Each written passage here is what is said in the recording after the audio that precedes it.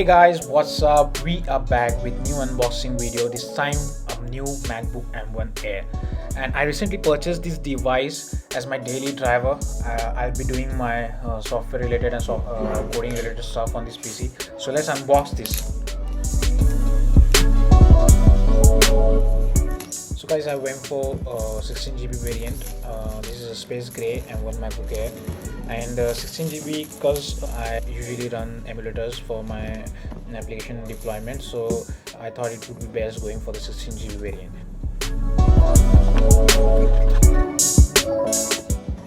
Okay, so here we have the new MacBook Air space green color. The packaging seems really good. I really appreciate Apple how they package their devices. It's the best in the industry. Here we have the USB-C to USB-C cable and 30-watt adapter. Glad they've given this with the MacBook.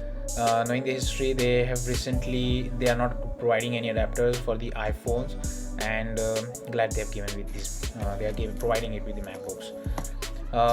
As I said, the packaging is really good. Let's hear the crisp sound.